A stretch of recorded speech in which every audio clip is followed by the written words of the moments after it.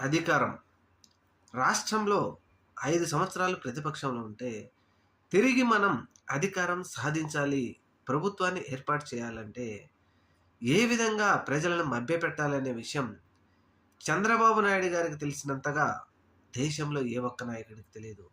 ఎందుకంటే, ప్రజలకు మనం అనేక హామీలు ఇచ్చేసి, గెలిచిన తరువాత వాటిని తుంగలో తొక్కితే, మనలు ప్రజలు పట్టించుకోరు అనే విషయంతో ఆయన గెలిచిన ప్రతిసారి ఇదే పని చేస్తూనే వస్తున్నాడు.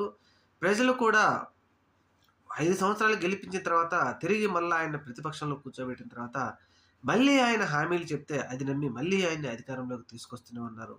అలా జరిగిందే 2024 సార్వత్రిక ఎన్నికల్లో. ఈసారైనా చేయకపోతాడా అని చంద్రబాబు గారి మీద నమ్మకం పెట్టుకుంటే, ఈసారి కూడా చంద్రబాబు, పవన్ కళ్యాణ్, బీజేపీ అందరూ కలిసి ప్రజల నోట్లో, పేద, బడుగు, బలహీన వర్గాల ప్రజల నోట్లో మట్టి కొట్టారు అని చెప్పేసి ఇప్పుడు పెద్ద ఎత్తున ప్రజలు తిడుతూనే ఉన్నారు ఈ ప్రభుత్వాన్ని.